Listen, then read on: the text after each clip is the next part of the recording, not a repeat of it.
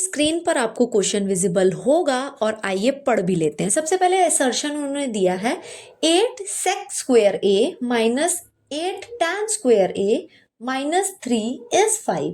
अब यहाँ पर जहां पर उन्होंने इज लिखा ना, यानी वहां इक्वल, यानी इस पूरे को जब आप सॉल्व करते हो तो किसके इक्वल आ रहा है? 5 के इक्वल। ठीक है, और फिर रीजन दे रहे हैं ये पूरा सॉल्व करने पर ये 5 के इक्वल इसलिए आ रहा है क्योंकि इसमें ये आइडेंटिटी लगी है।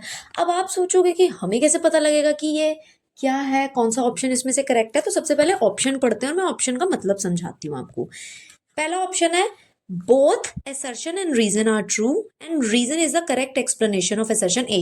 यानी assertion में जो आपको बोल रखा है वो बिल्कुल ठीक है और रीजन भी बिल्कुल ठीक है, और जो assertion है वो रीजन जो है ना वो assertion के लिए बिल्कुल सही एक्सप्लेनेशन है।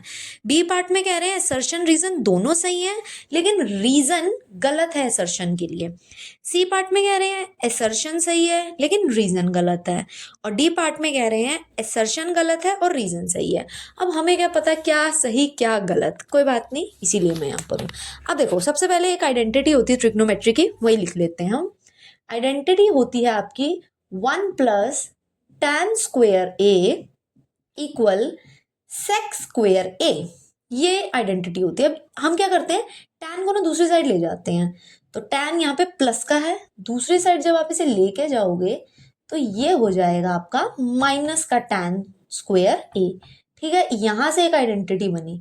अब आप इस क्वेश्चन को देखो, ठीक है, इसमें से कुछ कॉमन निकल रहा है, इसके पास 8 है, इसके पास 8 है, हम इसको लिख लेते हैं और इसमें से फटाफट से हम निकाल लेंगे फिर कॉमन, क्योंकि आप देखिए ना इसमें सबके पास आप देख सकते हैं 8 है, मैं इसकी जगह 5 लिख रही हूँ। ठीक है, तो अब आप मान के चलो कि आप LHS को करना है इक्वल RHS के, यानी LHS साइड सॉल्व करनी है और RHS लेके आनी है। देखो 8 कॉमन निकाल लिया, 8 यहाँ से निकला तो sec स्क्वायर a बच गया, माइनस 8 चला गया तो tan स्क्वायर a बच गया, और यहाँ पर हम लिख देते हैं -3 बार क्योंकि कॉमन नहीं निकल रहा। अब देखो 8 यहाँ पर है, लिख देते हैं, ये चीज मल्टीप्लाई हो रही है। अब यहाँ पर आप देखो ये वाली जो चीज क्या इसके इक्वल आपको दिख रही है? ये सेम चीज ऊपर वाली है। ठीक है, अब ये देखो ये जो पूरी आपकी आइडेंटिटी हमने बनाई है ये किसके इक्वल आ रही है? 1 के।